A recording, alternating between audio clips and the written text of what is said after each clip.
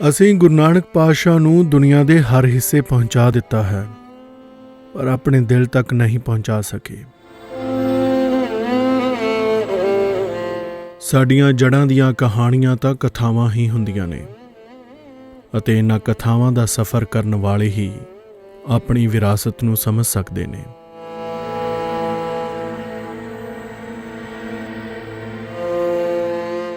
ਕਥਾਵਾਂ ਦਾ ਸਫ਼ਰ ਦਾ ਫੁਰਨਾ ਅਮਰਦੀਪ ਸਿੰਘ ਹੋਣਾ ਲਈ ਸਬੱਬੀ ਆਇਆ ਸੀ। ਸਿੰਗਾਪੁਰ ਦੇ ਰਹਿਣ ਵਾਲੇ ਅਮਰਦੀਪ ਸਿੰਘ ਹੋਣਾ ਪਾਕਿਸਤਾਨ 'ਚ ਸਿੱਖ ਵਿਰਾਸਤ ਦੀਆਂ 2 ਕਿਤਾਬਾਂ ਤੋਂ ਬਾਅਦ 2 ਦਸਤਾਵੇਜ਼ੀ ਫਿਲਮਾਂ ਤਿਆਰ ਕੀਤੀਆਂ।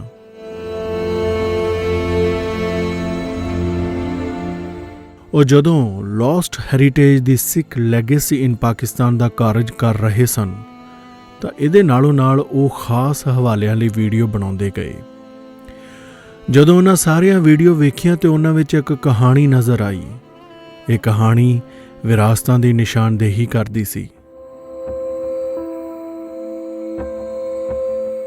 ਅਮਰਦੀਪ ਸਿੰਘ ਹੋਣਾ ਇੱਕ ਦਹਾਕੇ ਦੇ ਵਿਰਾਸਤੀ ਖੋਜ ਕਾਰਜਾਂ ਤੋਂ ਬਾਅਦ ਆਪਣੇ ਨਜ਼ਰੀਏ ਅੰਦਰ ਬਹੁਤ ਕੁਝ ਉਲੀਕਿਆ ਅਤੇ ਉਸ ਉਲੀਕੇ ਰਾਹ ਤੇ ਤੁਰਦਿਆਂ ਕਾਰਜ ਕਰਦਿਆਂ ਨਿਰੰਤਰ ਵਿਰਾਸਤਾਂ ਬਾਰੇ ਕੰਮ ਕੀਤਾ। ਅਮਰਦੀਪ ਸਿੰਘ ਇਸ ਨੂੰ ਡਿਵਾਈਨ ਇੰਟਰਵੈਂਸ਼ਨ ਕਹਿੰਦੇ ਨੇ। ਉਹਨਾਂ ਮੁਤਾਬਕ ਇਹ ਸਿਰਫ ਧਾਰਮਿਕ ਨਹੀਂ ਹੈ, ਇਸ 'ਚ ਵਿਰਾਸਤ ਹੈ, ਭਾਵਨਾ ਹੈ ਅਤੇ ਇੱਕ ਸਫ਼ਰ ਹੈ ਜਿਹਦੀ ਗੁੜਤੀ ਸਾਨੂੰ ਗੁਰੂ ਨਾਨਕ ਪਾਤਸ਼ਾਹ ਦੀਆਂ ਉਦਾਸੀਆਂ ਤੋਂ ਮਿਲਦੀ ਹੈ।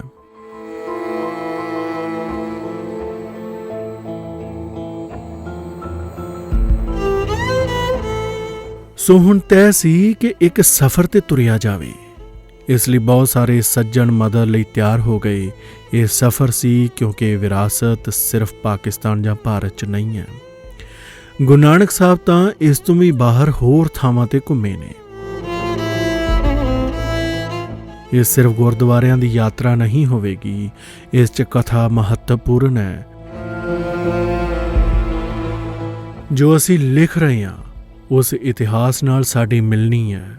ਅਸੀਂ ਇਸੇ ਬਿਰਤਾਂਤ 'ਚੋਂ ਉਹ ਪੇਸ਼ ਕਰਨਾ ਹੈ ਜੋ ਆਉਣ ਵਾਲੀ ਪੀੜ੍ਹੀ ਲਈ ਸੁਚੱਜਾ ਦਸਤਾਵੇਜ਼ ਹੋਵੇ।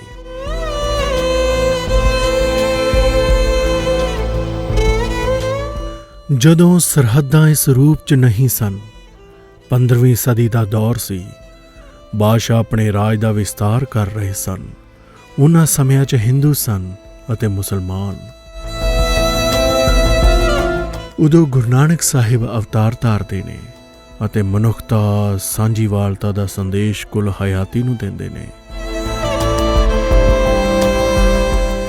ਉਹ ਰਾਗਾਂ 'ਚ ਬਾਣੀ ਰਚਦੇ ਨੇ, ਉਹ ਹਿੰਦੂ ਨੂੰ ਮਿਲਦੇ ਨੇ, ਉਹ ਮੁਸਲਮਾਨਾਂ, ਕਬੀਲਿਆਂ, ਵੱਖ-ਵੱਖ ਕੌਮਾਂ, ਸੱਭਿਆਚਾਰਾਂ ਨੂੰ ਮਿਲਦੇ ਨੇ।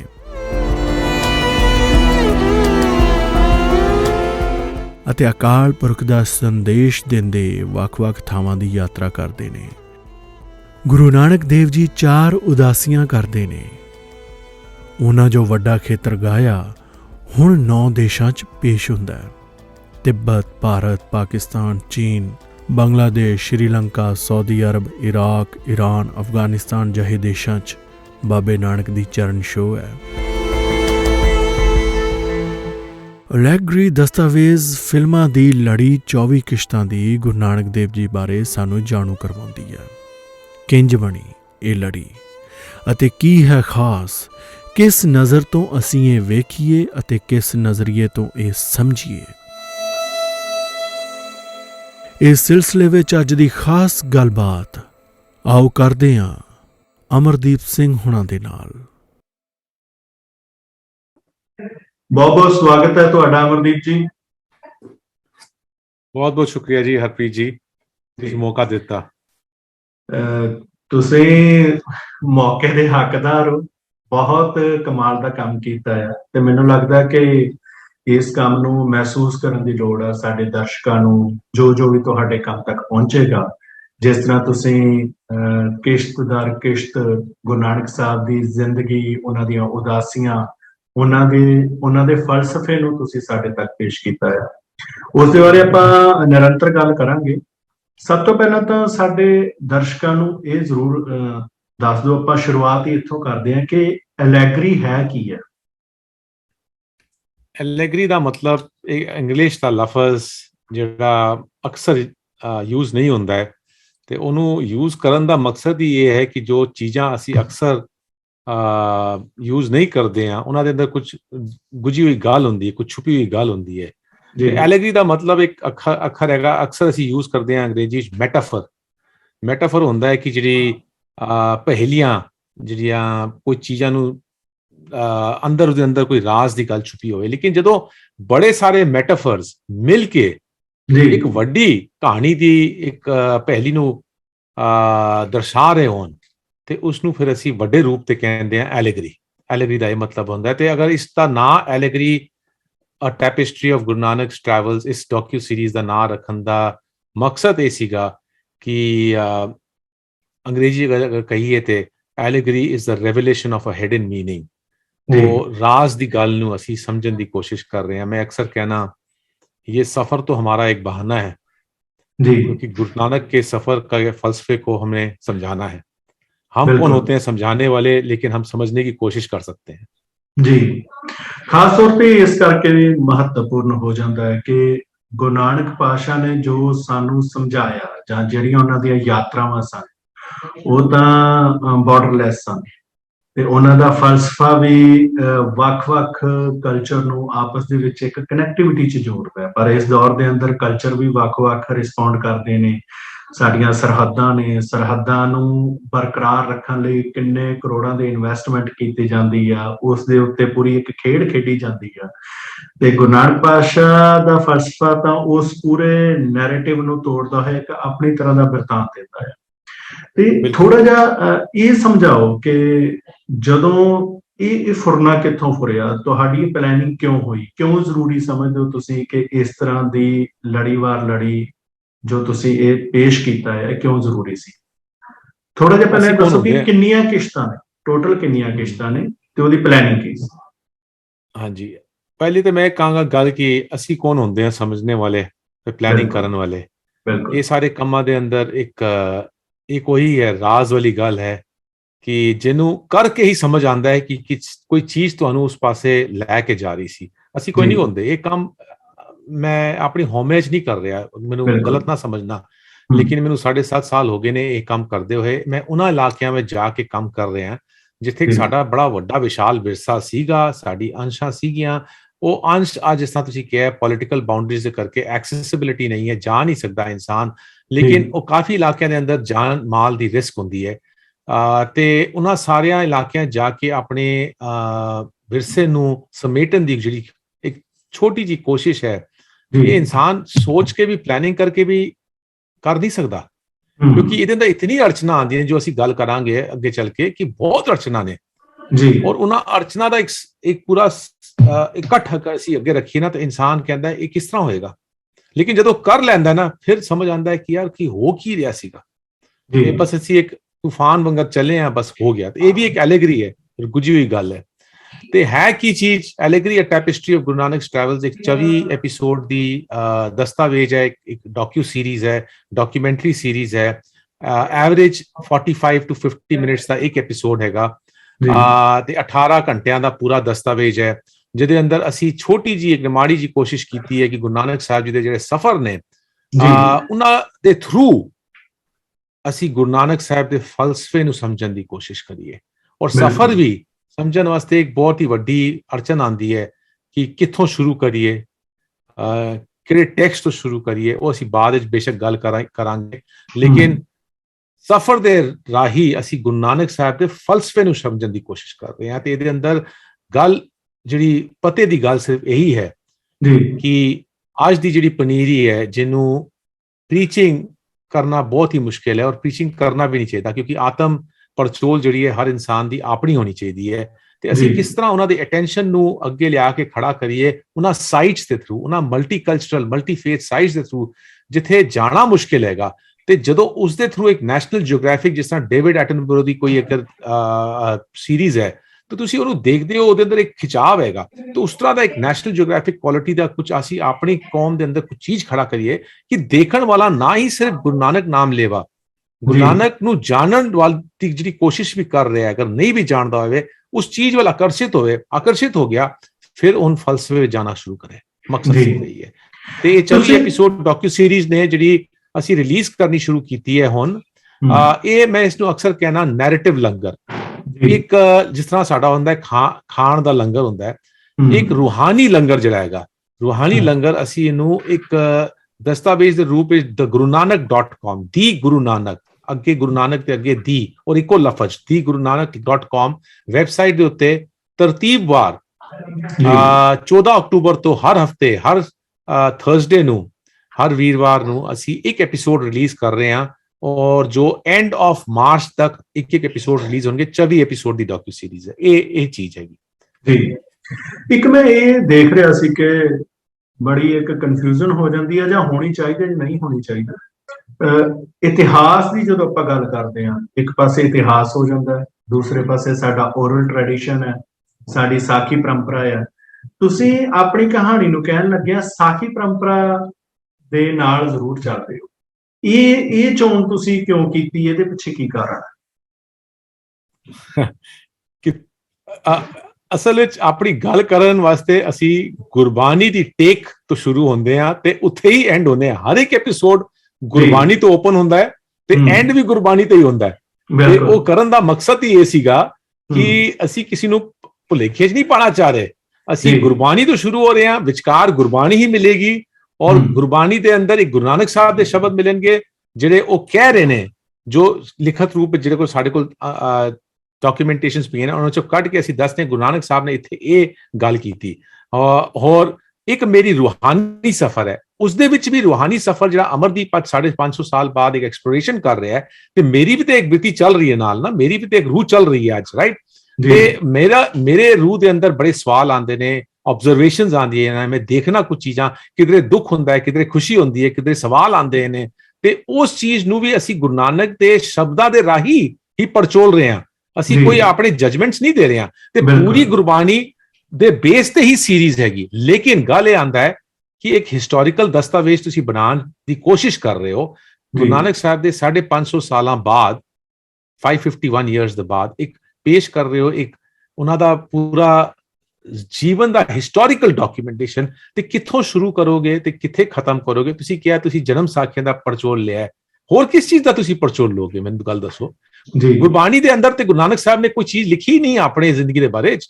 ਗੁਰੂ ਨਾਨਕ ਸਾਹਿਬ ਜੀ ਦੀ ਖਾਸੀਅਤ ਇਹ ਹੈ ਕਿ ਉਹਨਾਂ ਨੇ ਸਿਰਫ ਸਾਨੂੰ ਰੂਹਾਨੀ ਗੱਲਾਂ ਦੱਸੀਆਂ ਨੇ, ਤੇ ਜਦੋਂ ਉਹ ਅਗਰ ਨੇੜੇ ਵੀ ਜਾਂਦੇ ਨੇ ਕੋਈ ਚੀਜ਼ ਦੇ, ਅਗਰ ਫਿਜ਼ੀਕਲ ਜਗ੍ਹਾ ਦੇ ਉੱਤੇ, ਤੇ ਫਿਜ਼ੀਕਲ ਜਗ੍ਹਾ ਵੀ ਨਹੀਂ ਦੱਸਦੇ ਨੇ। ਅਗਰ ਜਿਸ ਤਰ੍ਹਾਂ ਉਹਨਾਂ ਦਾ ਜ਼ਿਕਰ ਆਂਦਾ ਹੈ, ਖੁਰਾਸਾਨ ਖਸਮਾਨਾ ਕੀਆ, ਹਿੰਦੁਸਤਾਨ ਡਰਾਇਆ, ਬਿਲਕੁਲ ਹੈ ਨਾ, ਖੁਰਾਸਾਨ ਦਾ ਜ਼ਿਕਰ ਆ ਗਿਆ, ਜਿਹੜਾ ਅੱਜ ਦਾ ਤੁਸੀਂ ਸੈਂਟਰਲ ਏਸ਼ੀਅਨ ਇਲਾਕਾ ਲੈ ਲਓ, ਤੇ ਹਿੰਦੁਸਤਾਨ ਉਸ ਜ਼ਮਾਨੇ 'ਚ ਜਿਹੜਾ ਇੱਕ ਇੰਡੀਅਨ ਕਲਚਰ ਜਿਹੜਾ ਸੀਗਾ, ਜਿਹੜਾ ਕਿ ਸਿੰਧੂ ਦਰਿਆ ਦੇ ਈਸਟ ਵਿੱਚ ਸੀਗਾ, ਉੱਥੇ ਖੁਰਾਸਾਨ ਖਸਮਾਨਾ ਕੀਆ, ਉਹਨੂੰ ਖਤਮ ਕਰਕੇ ਬਾਬਰ ਆਇਆ ਹੈ ਹੁਣ ਇਹ ਇੰਦੂ ਦਰਿਆ ਦੇ ਇਸ ਪਾਸੇ।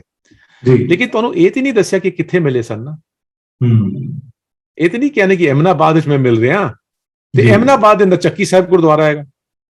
ਤੁਹਾਨੂੰ ਕਿਸ ਨੇ ਦੱਸਿਆ ਕਿ ਅਹਿਮਦਾਬਾਦ ਸਾਹਿਬ ਵਿੱਚ ਮਿਲੇ ਸੀਗੇ? ਗੁਰਬਾਣੀ 'ਚ ਤੇ ਨਹੀਂ ਦੱਸਿਆ ਨਾ। ਬਿਲਕੁਲ। ਤੇ ਫਿਰ ਅਸੀਂ ਕਿਸ ਤੋਂ ਸ਼ੁਰੂ ਕਰੀਏ? ਤੇ ਫਿਰ ਗੱਲ ਇਹ ਆਂਦੀ ਹੈ, ਤੁਹਾਡੇ ਕੋਲ ਤਾਂ ਕੋਈ ਹੋਰ ਟੈਕਸਟ ਹੈ ਹੀ ਨਹੀਂ। ਤੁਸੀਂ ਫਿਰ ਅੱਜ WhatsApp ਯੂਨੀਵਰਸਿਟੀ ਦਾ ਟੈਕਸਟ ਲੈ ਲਓ, Facebook ਯੂਨੀਵਰਸਿਟੀ ਦਾ ਟੈਕਸਟ ਲੈ ਲਓ, ਤੇ ਫਿਰ ਗੁਰੂ ਨਾਨਕ ਸਾਹਿਬ ਨੂੰ ਤੁਸੀਂ USA ਵੀ ਪਹੁੰਚਾ ਦਿਓ। ਇੱਕ YouTube ਤੇ ਇੱਕ ਵੀਡੀਓ ਹੈ, ਗੁਰੂ ਨਾਨਕ ਇਨ USA, ਇਨ ਅਮਰੀਕਾ। ਉਹ ਤੇ ਜਿੱਥੇ ਸਿੱਖ ਜਾ ਰਿਹਾ ਅੱਜ ਨਾਰਥ ਪੋਲ ਪਹੁੰਚ ਜਾਏਗਾ, ਤੇ 10 ਸਾਲ ਬਾਅਦ ਉੱਥੇ ਵੀ ਗੁਰੂ ਨਾਨਕ ਸਾਹਿਬ ਆ ਜਾਣਗੇ। ਉਹ ਤੇ ਤੁਹਾਡੇ ਮਨ ਦੀ ਗੱਲ ਹੈ ਨਾ। ਬਿਲਕੁਲ। ਤੇ ਫਿਰ ਤੁਸੀਂ ਕਿੱਥੋਂ ਸ਼ੁਰੂ ਕਰੋਗੇ? ਤੁਸੀਂ ਅੱਜ ਮਾਡਰਨ ਹਿਸਟੋਰੀਅਨਸ ਦੀ ਗੱਲ ਲਓਗੇ? ਇਤਨੇ तमाम ਦਸਤਾਵੇਜ਼ ਲਿਖੇ ਨੇ, ਇਤਨੀ तमाम ਬੁੱਕਸ ਮਿਲੀਆਂ ਨੇ, ਇਤਨਾ ਕਨਫਿਊਜ਼ਨ ਹੈਗਾ ਜੀ, ਕਿ ਜਿੱਥੇ ਨਾ ਨਾਨਕਿੰਗ ਵਿੱਚ ਅਗਰ ਨਾਨਕ ਦੇ ਮਿਲਦੇ ਜੁਲਦੇ ਕੋਈ ਨਾਂ ਆ ਗਿਆ, ਤੇ ਗੁਰੂ ਨਾਨਕ ਸਾਹਿਬ ਉੱਥੇ ਹੀ ਪਹੁੰਚ ਗਏ। ਅਮਰਦੀਪ ਜੀ ਥੋੜਾ ਜਿਹਾ ਇਹ ਜ਼ਰੂਰ ਸਮਝਾਓ। ਇੱਕ ਮਿੰਟ ਗੱਲ ਇਸ ਤੋਂ ਮੈਂ ਮੁਕਾ ਦਾਂ। ਤੇ ਗੱਲ ਇਹ ਹੈ ਕਿ ਤੁਸੀਂ ਕਿੱਥੋਂ ਸ਼ੁਰੂ ਕਰੋਗੇ? ਹੁਣ ਤੁਸੀਂ, ਤੁਹਾਡੇ ਕੋਲ ਡਾਕੂਮੈਂਟੇਸ਼ਨ ਸਿਰਫ अर्लीस्ट जन्म साखी ट्रेडिशंस भी हैं, सिर्फ वही ने, उथों शुरू करना पेगा। लेकिन समझन दी गल है, ਤੁਸੀਂ ਅੱਜ ਤੁਸੀਂ ਜਨਮ ਸਾਖੀਆਂ ਨੂੰ ਮਿਥਿਆਸ ਕਹਿ ਕੇ ਸੁੱਟ ਨਹੀਂ ਸਕਦੇ। ਤੁਹਾਡੇ ਕੋਲ ਉਹ ਇੰਗਲਿਸ਼ ਦਾ ਟਰਮੀਨੋਲੋਜੀ ਹੈ ਨਾ, ਕਿ you can't throw the baby with the bathtub. ਤੁਸੀਂ ਮਾਂ ਨੂੰ, ਬੱਚੇ ਨੂੰ ਨਹਾਉਣਾ ਸੀਗਾ ਤਾਂ ਪਾਣੀ ਸੁੱਟਣਾ ਸੀਗਾ, ਤੁਸੀਂ ਪਾਣੀ ਤੇ ਬੱਚੇ ਨੂੰ ਉਠਾ ਕੇ ਟਬ ਦੇ ਨਾਲ ਹੀ ਸੁੱਟ ਦਿੱਤਾ ਜੀ। ਇਹ ਤੇ ਨਹੀਂ ਕਰ ਸਕਦੇ ਨਾ। ਤੇ ਤੁਹਾਡੇ ਕੋਲ ਤੇ ਜਿਹੜਾ ਇੱਕ ਦਸਤਾਵੇਜ਼ ਪਿਆ ਹੋਇਆ ਹੈ, बेशक मैं एक ऑथर हाँ, मैं lost heritage the Sikh legacy in Pakistan the 2 books लिखियां ने पाकिस्तान च सफर करके, ते मैनू पता है हरप्रीत जी कि मैं किथे कोई गलती कर गया एज ऑथर, मैनू पता है, लेकिन मैं लिख गया जो वो आज वो डॉक्यूमेंटेशन हो गई, लेकिन ਜਿਹੜਾ ਲਿਖਣ ਦਾ रूप है वो मेरा रूप है ना, मैं उसको एक अपने इमोशन के हिसाब नाल लिख रहे हैं, राइट। ते आज तो 100 साल बाद जो पढ़ेगा ये तो नहीं कह सकता कि सारा कुछ गलत लिख गया, 99% कुछ या 98% तो इसने सही लिखा ही है ना। ते गुरु नानक साहब दे 65 साल बाद भाई गुरदास जी ਤੁਹਾਨੂੰ लिख रहे हैं, तुसी भाई गुरदास जी ਨੂੰ डाउट कर लो, वो तो कह रहे हैं कि भाई चले ने मक्का बगदाद से सुमेर पर्वत, वो गल कर रहे ने चले ने, और वो गल ये भी कर रहे ने कि गुरु नानक साहब ते भाई मरदाना चले ने, कोई बाला नहीं चलिया नाल, सिर्फ 2 शख्स चले ने। ਤੇ ਫਿਰ ਤੁਸੀਂ 165 ਇਅਰਸ ਤੋਂ ਲੈ ਕੇ 180 ਇਅਰਸ ਤੱਕ ਦਾ ਤੁਸੀਂ ਟੈਕਸਟ ਪੜੋ, ਜਿਹੜੇ ਕਿ ਜੋ ਅੱਜ ਅਸੀਂ ਕਹਿੰਦੇ ਆ ਜਨਮ ਸਾਖੀ ਟ੍ਰੈਡੀਸ਼ਨ, ਸਿਹਾ ਉੱਪਲ, ਮਿਹਰਬਾਨ ਜਨਮ ਸਾਖੀ, B40, ਕੋਲ ਬਰੂਕਸ, ਰਫੀਸਾਬਾਦ ਜੋ ਅੰਗਰੇਜ਼ ਲੈ ਗਏ, ਇਹਨਾਂ ਦਾ ਤੁਸੀਂ ਸੰਗ੍ਰਹਿ ਬਣਾਓ। 180 ਸਾਲ ਤੱਕ ਦਾ ਜਿਹੜਾ ਸੰਗ੍ਰਹਿ ਬਣਦਾ ਹੈ ਉਹਦੇ ਅੰਦਰ ਸਿਰਫ 2 ਸ਼ਖਸ ਚੱਲ ਰਹੇ ਨੇ, ਗੁਰੂ ਨਾਨਕ ਸਾਹਿਬ ਤੇ ਭਾਈ ਮਰਦਾਨਾ ਜੀ, ਔਰ ਨਾਲ ਹੀ ਤੁਸੀਂ ਉਸ ਇਲਾਕੇ ਨੂੰ ਅਗਰ ਸਮੇਟ ਕੇ, ਉਹਨਾਂ ਦੇ ਵਿੱਚ ਵੇਰੀਐਂਸਿਸ ਵੀ ਨੇ, ਫਰਕ ਵੀ ਹੈ ਉਹਨਾਂ ਦੇ ਅੰਦਰ, ਲੇਕਿਨ ਬਹੁਤ ਚੀਜ਼ਾਂ ਮਿਲਦੀਆਂ ਨੇ। ਔਰ ਤੁਹਾਨੂੰ ਜਿਸ ਤਰ੍ਹਾਂ ਮਿਹਰਬਾਨ ਜਨਮ ਸਾਖੀ ਦੇ ਅੰਦਰ ਅਸੀਂ ਗੁਰੂ ਸਾਹਿਬ ਦੀ ਸਕਸੈਸ਼ਨ ਦੇ ਇਸ਼ੂ ਦੇ ਕਰਕੇ ਅਸੀਂ ਮਿਹਰਬਾਨ ਜਨਮ ਸਾਖੀ ਨੂੰ ਪਰੇ ਕਰਤਾ, ਸਭ ਤੋਂ ਜ਼ਿਆਦਾ ਤੁਹਾਨੂੰ ਜਿਹੜੀ ਗੁਰਬਾਣੀ ਦੀ ਰੈਫਰੈਂਸ ਮਿਲਦੀ ਹੈ ਤੁਹਾਨੂੰ ਉਸ ਦਸਤਾਵੇਜ਼ ਤੋਂ ਮਿਲਦਾ ਹੈ, ਜਨਮ ਸਾਖੀ ਦੇ ਜਿਹੜਾ ਮਿਹਰਬਾਨ ਜਨਮ ਸਾਖੀ ਤੋਂ। ਤੇ ਮੈਂ ਤੇ ਕਿਸੇ ਚੀਜ਼ ਨੂੰ ਸੁੱਟ ਨਹੀਂ ਸਕਦਾ, ਅਸੀਂ ਸਾਰਾ ਉਸਦਾ ਸੰਗ੍ਰਹਿ ਬਣਾ ਕੇ ਇਕੱਠਾ ਕਰਨਾ ਹੈ, ਉਹਨੂੰ ਸਮਝ ਕੇ ਅਸੀਂ ਫਿਰ ਇੱਕ ਮੈਪਿੰਗ ਕਰਨੀ ਹੈ। ਤੇ ਜਦੋਂ ਉਸ ਸੰਗ੍ਰਹਿ ਨੂੰ ਤੁਸੀਂ ਅੱਗੇ ਰੱਖਦੇ ਹੋ ਤੇ ਤੁਹਾਡੇ ਕੋਲ 2-3 ਚੀਜ਼ਾਂ ਆਉਂਦੀਆਂ ਨੇ, ਭਾਈ ਗੁਰੂ ਨਾਨਕ ਸਾਹਿਬ ਔਰ ਭਾਈ ਮਰਦਾਨਾ ਹੀ ਚੱਲ ਰਹੇ ਨੇ। 185 ਸਾਲ ਤੋਂ ਬਾਅਦ ਜਿਹੜੇ ਟੈਕਸਟ ਆ ਰਹੇ ਨੇ ਉਹਦੇ ਅੰਦਰ ਤੀਜਾ ਸ਼ਖਸ ਆ ਜਾਂਦਾ ਹੈ, ਉਸ ਤੋਂ ਬਾਅਦ ਸਫ਼ਰ ਵੀ ਹੋਰ ਵੱਧਦਾ ਜਾਂਦਾ ਹੈ। ਅੱਜ ਦੇ ਜ਼ਮਾਨੇ 'ਚ ਸਫ਼ਰ ਵੱਧਦਾ ਹੀ ਗਿਆ, ਤੇ ਪੁਰਾਣੇ ਟਾਈਮ ਦੇ ਨਾਲ ਤੁਸੀਂ ਅਗਰ ਸੰਗ੍ਰਹਿ ਬਣਾ ਕੇ ਅੱਗੇ ਰੱਖੋ ਤੇ ਉਹ ਅੱਜ ਦਾ ਇਲਾਕਾ ਜਿਹੜਾ ਹੈ 9 ਮੁਲਕਾਂ 'ਚ ਵੰਡਿਆ ਹੋਇਆ ਹੈ। 9 ਮੁਲਕ ਕਿਹੜੇ ਨੇ? Pakistan, Afghanistan, Iraq, Iran, Saudi Arabia, India, Tibet, Bangladesh ਔਰ ਸ਼੍ਰੀਲੰਕਾ। ਹੁਣ ਇਸ ਤੋਂ ਇਲਾਵਾ ਤੁਸੀਂ ਕਹੋ ਕਿ ਗੁਰੂ ਨਾਨਕ ਸਾਹਿਬ ਤੇ ਹੁਣ ਇੰਡੀਆ ਦੇ ਅੰਦਰ ਹੀ ਅਗਰ ਤੁਸੀਂ ਕਹੋ ਕਿ ਅੱਜ ਇੰਡੋ ਚਾਈਨਾ ਬਾਰਡਰ ਦੇ ਲਾਗੇ ਜਿੱਥੇ ਪੰਜਾਬੀ ਆਰਮੀ ਜਾਂ ਇੰਡੀਅਨ ਸਿੱਖ ਰੈਜੀਮੈਂਟ ਪੋਸਟਡ ਹੋਈ ਹੈ, 10 ਸਾਲ ਬਾਅਦ ਇੱਕ ਸਰਵ ਧਰਮ ਸਥਲ ਜਿਹੜਾ ਖੁੱਲਦਾ ਹੈ, 10 ਸਾਲ ਬਾਅਦ ਗੁਰੂ ਨਾਨਕ ਸਾਹਿਬ ਉੱਤੇ ਪਹੁੰਚ ਜਾਂਦੇ ਨੇ। ਹੁਣ ਅਸੀਂ ਉਹਨਾਂ ਬਟਸ ਐਂਡ ਇਫਸ ਵਿੱਚ ਨਹੀਂ ਜਾ ਰਹੇ ਹਾਂ, ਅਸੀਂ ਗੱਲ ਕਰ ਰਹੇ ਹਾਂ ਕਿ ਇਹਨਾਂ 9 ਮੁਲਕਾਂ 'ਚ ਚੱਲੇ ਨੇ, ਇਹਨਾਂ 9 ਮੁਲਕਾਂ ਦਾ ਅਸੀਂ ਸੰਗ੍ਰਹਿ ਬਣਾ ਕੇ ਉਹਨਾਂ ਮਲਟੀ ਫੇਥ ਸਾਈਟਸ ਦੇ ਅੰਦਰ ਜਾ ਕੇ, ਔਰ ਅੱਜ ਵੀ ਅਗਰ ਤੁਸੀਂ ਦੇਖ ਲਓ ਗੁਰੂ ਨਾਨਕ ਸਾਹਿਬ ਦਾ ਸਾਰਾ ਫੋਕਸ ਸਿੱਖ ਜਗਤ ਦੇ ਅੰਦਰ ਇਹੀ ਹੈ ਕਿ ਗੁਰਦੁਆਰੇ ਜਾ ਕੇ ਗੁਰੂ ਨਾਨਕ ਭਾਈ ਸਾਹਿਬ ਤੁਹਾਨੂੰ ਦੱਸਣਗੇ ਗੁਰੂ ਨਾਨਕ ਸਾਹਿਬ ਇੱਥੇ ਆਏ ਸਨ। ਨਹੀਂ, ਗੁਰੂ ਨਾਨਕ ਸਾਹਿਬ ਤੇ ਉੱਥੇ ਨਹੀਂ ਆਏ ਸਨ, ਤੁਸੀਂ ਜ਼ਮੀਨ ਖਰੀਦੀ ਹੈ ਬਾਅਦ ਵਿੱਚ, ਤੁਸੀਂ ਗੁਰਦੁਆਰਾ ਬਣਾਇਆ ਉੱਥੇ। ਗੁਰਦੁਆਰਾ ਗੁਰੂ ਨਾਨਕ ਸਾਹਿਬ ਤੇ ਉਹਨਾਂ ਮਲਟੀ ਫੇਥ ਸਾਈਟਸ ਵਿੱਚ ਗਏ ਨੇ। ਅਗਰ ਗੁਰੂ ਨਾਨਕ ਸਾਹਿਬ ਨੂੰ ਸਮਝਣਾ ਹੈ ਤੁਸੀਂ ਉਹਨਾਂ ਮਲਟੀ ਫੇਥ ਸਾਈਟਸ ਜਾਣਾ ਹੋਏਗਾ। ਤੇ ਲਾਸਟ ਚੀਜ਼ ਮੈਂ ਇਸ ਤੇ ਕਹਿਣਾ ਕਿ ਉसी ਸੰਗ੍ਰਹਿ ਦੇ ਅੰਦਰ ਸਿਰਫ physical sites, multi faith sites ਦੀ ਗੱਲ ਨਹੀਂ ਕਰ ਰਹੇ ਹਾਂ ਅਸੀਂ ਗੱਲ ਕਰ ਰਹੇ ਹਾਂ ਜਿਹੜੇ ਸ਼ਬਦਾਂ ਦੀ ਇੱਕ ਸੰਗ੍ਰਹਿ ਬਣਦਾ ਹੈ। 150 ਤੋਂ ਉੱਪਰ ਤੇ ਮਲਟੀ ਫੇਥ ਸਾਈਟਸ ਨੇ 9 ਮੁਲਕਾਂ ਦੇ ਅੰਦਰ, ਉਸ ਦੇ ਉੱਪਰ 150 ਤੋਂ ਉੱਪਰ 160 170 ਦੇ ਉੱਪਰ ਦੇ ਸ਼ਬਦ ਹੈਗੇ ਤੇ ਉਹਨਾਂ ਦਾ ਤੁਸੀਂ ਸੰਗ੍ਰਹਿ ਮਿਲਾ ਕੇ ਇੱਕ ਦਸਤਾਵੇਜ਼ ਖੜਾ ਕਰ ਰਹੇ ਹੋ, ਤੁਸੀਂ ਇੱਕ ਐਲੇਗਰੀ ਟੈਪਿਸਟਰੀ ਗੁਰੂ ਨਾਨਕ ਸਟਾਈਲ ਬਣਾ ਰਹੇ ਹੋ। ਮੈਂ ਕਹਿਣਾ ਅਸੀਂ ਕੋਸ਼ਿਸ਼ ਕਰ ਰਹੇ ਹਾਂ, ਅਸੀਂ ਗਲਤੀਆਂ ਵੀ ਕਰਾਂਗੇ ਬੜੀ, ਬਿਲਕੁਲ। ਮੈਂ ਇਹ ਨਹੀਂ ਕਹਿਣਾ ਅਸੀਂ ਕੋਈ ਪਰਫੈਕਟ ਚੀਜ਼ ਬਣਾ ਰਹੇ ਹਾਂ, ਲੇਕਿਨ ਅਸੀਂ ਅਗਰ ਮੈਂ ਗਲਤੀ ਕਰ ਵੀ ਰਹੇ ਹਾਂ ਤੇ ਗੁਰਬਾਣੀ ਸਾਡੀ ਟੇਕ ਹੈ, ਗੁਰਬਾਣੀ ਸਾਨੂੰ ਉਸ ਪਲੜੇ ਤੇ ਲੈ ਕੇ ਜਾਏਗੀ। ਕੁਝ ਸਮਝਿਆ ਤੇ ਹੈ, ਚਲੋ ਬੇਸ਼ੱਕ ਇਨਸਾਨ ਨੇ ਗਲਤੀ ਕਰ ਦਿੱਤੀ, ਲੇਕਿਨ ਮੈਂ ਗੁਰਬਾਣੀ ਦੇ ਥਰੂ ਕੁਝ ਸਿੱਖਿਆ ਤੇ ਹਾਂ। ਬਿਲਕੁਲ ਬਿਲਕੁਲ ਅਮਰਦੀਪ ਜੀ, ਵਿਰਾਸਤ ਇਹੋ ਹੁੰਦੀ ਹੈ ਕਿ ਜੋ ਤੁਸੀਂ ਕੀਤਾ ਤੁਹਾਡੇ ਰੈਫਰੈਂਸ ਤੋਂ ਕੋਈ ਅਗਲਾ ਤੁਰੇਗਾ ਤੇ ਉਹਦੇ ਕੋਲ ਇੱਕ ਰੈਫਰੈਂਸ ਹੋਏਗਾ, ਉਹ ਉਸ ਤੋਂ ਬਿਹਤਰ ਚੀਜ਼ ਬਣਾਏਗਾ, ਅਗਲਾ ਉਸ ਤੋਂ ਬਿਹਤਰ ਬਣਾਏਗਾ। ਥੋੜਾ ਜਿਹਾ ਇਹ ਸਮਝਣ ਦੀ ਲੋੜ ਹੈ, ਇਹ ਸਮਝਾਓ ਕਿ ਇਸ ਦੌਰ ਦੀ ਮਾਡਰਨ ਐਜੂਕੇਸ਼ਨ ਦੀ ਇੱਕ ਆਪਣੀ ਰਿਸਰਚ ਮੈਥੋਡੋਲੋਜੀ ਹੈ, ਉਹਦਾ ਹਿਸਟਰੀ ਨੂੰ ਵੇਖਣ ਦਾ ਇੱਕ ਆਪਣਾ ਤਰੀਕਾ ਹੈ, ਉਸ ਦੇ ਵਿੱਚ ਉਹ ਬਹੁਤ ਸਾਰੀਆਂ ਚੀਜ਼ਾਂ ਨੂੰ ਰੱਦ ਵੀ ਕਰ ਦਿੰਦੇ ਨੇ।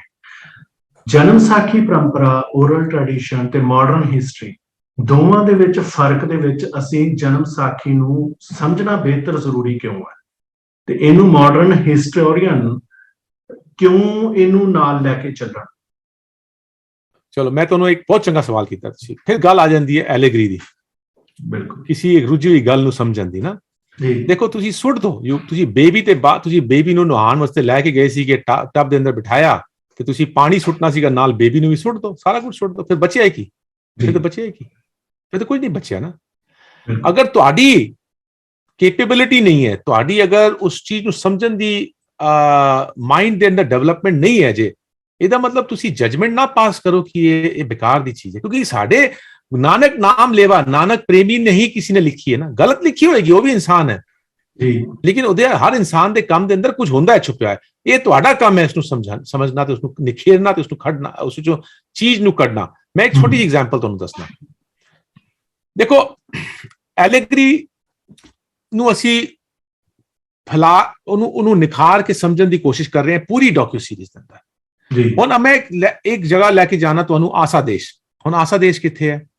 ਈਸਟ ਇੰਡੀਆ ਚ ਕਹਿੰਦੇ ਨੇ। ਗੁਰੂ ਨਾਨਕ ਸਾਹਿਬ ਆਸਾ ਦੇਸ਼ ਗਏ। ਆਸਾ ਦੇਸ਼ ਅੱਜ ਦਾ ਜਿਹੜਾ ਅਸਾਮ ਦਾ ਇਲਾਕਾ, ਐਗਜ਼ੈਕਟਲੀ ਅਸਾਮ ਦਾ ਇਲਾਕਾ ਤੇ ਨਹੀਂ ਹੈ, ਉਸ ਤੋਂ ਵੱਡਾ ਪੂਰਾ ਇਲਾਕਾ ਜਿਹੜਾ ਆਸਾ ਦੇਸ਼ ਸੀਗਾ ਈਸਟ ਇੰਡੀਆ ਦੇ ਅੰਦਰ, ਜਿਹਦਾ ਇੱਕ ਅੰਸ਼ ਅੱਜ ਅਸਾਮ ਹੈਗਾ।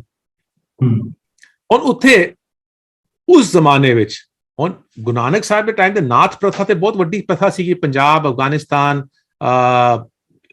ਪਾਕਿਸਤਾਨ, ਇੰਡੀਆ ਔਰ ਨੇਪਾਲ ਤੱਕ ਵੱਡੀ ਪ੍ਰਥਾ ਸੀਗੀ। ਲੇਕਿਨ ਆਸਾ ਦੇਸ਼ ਦੇ ਅੰਦਰ ਤਾਂਤਰਿਕ ਪ੍ਰੈਕਟਿਸਿਸ ਬਹੁਤ ਜ਼ਿਆਦਾ ਮੰਨੀ ਜਾਂਦੀਆਂ ਸੀਗੀਆਂ। ਉੱਥੇ ਨਾਥ ਇਨਫਲੂਐਂਸ ਘੱਟ ਸੀਗਾ, ਉੱਥੇ ਤਾਂਤਰਿਜ਼ਮ ਦਾ ਇਨਫਲੂਐਂਸ ਜ਼ਿਆਦਾ ਸੀਗਾ, ਜਿਹਨੂੰ ਅਸੀਂ ਸ਼ੈਵਿਜ਼ਮ ਦੇ ਅੰਦਰ ਮੰਨਦੇ ਆ।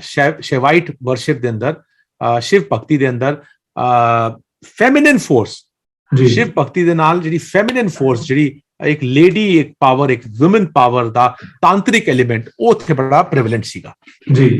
ਹੁਣ ਜਨਮ ਸਾਖੀ ਆਰਟਵਰਕ ਦੇ ਅੰਦਰ ਇੱਕ ਆਂਦਾ ਹੈ, ਇੱਕ ਆਰਟਵਰਕ ਜਿਹੜੀ ਹੈ ਕਿ ਜਿਹਦੇ ਅੰਦਰ, ਔਰ ਜਨਮ ਸਾਖੀ ਲਿਖਿਆ ਵੀ ਆਂਦਾ ਹੈ, ਜਿਹਦੇ ਕਰਕੇ ਅੱਜ ਦੀ ਜਿਹੜੀ ਪਨੀਰੀ ਔਰ ਅੱਜ ਦੇ ਅਕੈਡਮਿਸ਼ੀਅਨਸ ਨੇ ਉਹਨੂੰ ਰੱਦ ਕਰ ਦੇਣਗੇ, ਇਹ ਕਹਿ ਕੇ ਕਿ ਇਹ ਤੇ ਮਿਥਿਆਸ ਹੈ। ਉਹਦੇ ਅੰਦਰ ਇਹ ਹੈ ਕਿ ਗੁਰੂ ਨਾਨਕ ਸਾਹਿਬ ਤੇ ਭਾਈ ਮਰਦਾਨਾ ਆਸਾ ਦੇਸ਼ ਜਾਂਦੇ ਨੇ ਤੇ ਉੱਥੇ ਜਿਹੜੀ ਲੇਡੀਜ਼ ਹੈਗੀਆਂ, ਉਹ ਤਾਂਤਰਿਕ ਇਨਫਲੂਐਂਸ ਦੀ ਵਾਲੀ ਲੇਡੀਜ਼ ਜਿਹੜੀ ਨੇ, ਉਹਨਾਂ ਨੂੰ ਭਾਈ ਮਰਦਾਨਾ ਨੂੰ ਫੜ ਲੈਂਦੀ ਨੇ ਤੇ ਭਾਈ ਮਰਦਾਨਾ ਨੂੰ ਇੱਕ ਬੱਕਰਾ ਬਣਾ ਦਿੰਦੀ ਨੇ। ਤੇ ਨਾਲ ਉਹ ਪੇਂਟਿੰਗ, ਜਿਹੜਾ ਜਿਸਨੇ ਪੇਂਟਿੰਗ ਬਣਾਈ ਹੈ, ਉਸਨੇ ਦਿਖਾਇਆ ਹੈ ਕਿ ਗੁਰੂ ਨਾਨਕ ਸਾਹਿਬ ਲੇਡੀਜ਼ ਨਾਲ ਗੱਲ ਕਰ ਰਹੇ ਨੇ ਤੇ ਥੱਲੇ ਇੱਕ ਬੱਕਰਾ ਖੜਾ ਹੈ ਤੇ ਬੱਕਰੇ ਦੇ ਨਾਲ ਰਬਾਬ ਪਈ ਹੋਈ ਹੈ ਨਾ। ਹੁਣ ਗੱਲ ਇਹ ਆਉਂਦੀ ਹੈ, ਉਹ ਪੇਂਟਿੰਗ ਨੂੰ ਦੇਖੋਗੇ ਤੇ ਭਾਈ ਤੁਸੀਂ ਤੇ ਮੈਂ ਤੇ ਉਹਨੂੰ ਕਹਿ ਦਾਂਗੇ, ਇਨਕਾਰ ਕਰ ਦਾਂਗੇ। ਮੈਂ ਤੇ ਕਾਫੀ ਟਾਈਮ ਤੱਕ ਇਨਕਾਰ ਹੀ ਕਰਦਾ ਰਿਹਾ ਨਾ ਉਸਨੂੰ, ਕਿ ਇਹ ਕਿਸ ਤਰ੍ਹਾਂ ਹੋ ਸਕਦਾ ਯਾਰ, ਤੁਸੀਂ ਕੀ ਕਹਿ ਕੀ ਰਹੇ, ਮਿਥਿਆਸ ਹੈਗਾ। ਹੁਣ ਗੱਲ ਨੂੰ ਸਮਝਣ ਦੀ ਕੋਸ਼ਿਸ਼ ਕਰੋ, ਸ਼ਬਦ ਨੂੰ ਸਮਝਣ ਦੀ ਕੋਸ਼ਿਸ਼ ਕਰੋ। ਗੁਰੂ ਨਾਨਕ ਸਾਹਿਬ ਦਾ ਸ਼ਬਦ ਕੀ ਕਹਿ ਰਿਹਾ ਹੈ? ਉਹ ਗੱਲ ਕਰ ਰਿਹਾ ਹੈ ਕਿ ਇਨਸਾਨ ਦੀ ਜਿਹੜੀ ਮੱਤ ਹੈ ਨਾ, ਰੋਂਗ ਇਨਫਲੂਐਂਸ ਦੇ ਆ ਕੇ ਅੰਦਰ ਇੱਕ ਭੇੜ ਚਾਲ ਵਿੱਚ ਆ ਜਾਂਦੀ ਹੈ। ਬਿਲਕੁਲ। ਤੇ ਗੁਰੂ ਨਾਨਕ ਸਾਹਿਬ ਦੇ ਨਾਲ ਜਿਹੜੇ ਭਾਈ ਮਰਦਾਨਾ ਜੀ ਵੀ ਚੱਲੇ ਨੇ, ਤੇ ਠੀਕ ਹੈ, ਐਜ਼ ਐਨ ਇਨਸਾਨ ਚੱਲੇ ਨੇ, ਦੋਵੇਂ ਐਜ਼ ਇਨਸਾਨ ਹੀ ਨੇ ਨਾ। ਤੇ ਭਾਈ ਮਰਦਾਨਾ ਜੀ ਭੇੜ ਚਾਲ ਵਿੱਚ ਆ ਗਏ ਆਪਣੀ ਮੱਤ ਦੇ ਨਾਲ। ਇੱਕ ਸਭ ਤੋਂ ਵੱਡਾ ਗੁਰੂ ਵੀ ਹੁੰਦਾ ਹੈ, ਅਗਰ ਬਹੁਤ ਪੋਚੀ ਵੀ ਹਸਤੀ ਹੁੰਦੀ ਹੈ, ਕਦੀ ਨਾ ਕਦੀ ਤੇ ਕੁਝ ਆਪਣੀ ਇੰਟੈਲੀਜੈਂਸ ਤੋਂ ਕੁਝ ਚੀਜ਼ ਪਰੇ ਕਰ ਸਕਦਾ ਹੈ ਨਾ। ਇਨਸਾਨ ਤੇ ਇਨਸਾਨ ਹੀ ਹੈ। ਤੇ ਭਾਈ ਮਰਦਾਨਾ ਜੀ ਭੇੜ ਚਾਲ 'ਚ ਆ ਗਏ, ਉਹਨਾਂ ਵੂਮਨ ਦੇ ਪਾਵਰ ਵਿੱਚ ਫਸ ਗਏ, ਤਾਂਤਰਿਕ ਪਾਵਰ ਵਿੱਚ ਫਸ ਗਏ, ਉਹਨਾਂ ਦੀ ਸੋਚਣ ਦੀ ਕੈਪੇਬਿਲਿਟੀ ਘੱਟ ਹੋ ਗਈ। ਭੇੜ ਚਾਲ ਦਾ ਮਤਲਬ ਕੀ ਹੈ? ਇੱਕ ਅੱਗੇ ਭੇੜ ਚੱਲ ਰਹੀ ਹੈ ਤੇ ਉਹਦੇ ਪਿੱਛੇ ਦੂਜੀ ਚੱਲ ਰਹੀ ਹੈ, ਤੀਜੀ ਚੱਲ ਰਹੀ ਹੈ, ਅੱਗੇ ਵਾਲੀ ਜਿੱਥੇ ਜਾਏਗੀ ਉਹਦੇ ਪਿੱਛੇ ਸਾਰੀ ਲਾਈਨ ਚੱਲੇਗੀ। ਭੇੜ ਚਾਲ ਤੇ ਉਹੀ ਹੈ ਨਾ। ਤੇ ਉਹਦੀ ਮੱਤ ਜਿਹੜੀ ਹੈ ਭੇੜ ਬਣ ਗਈ।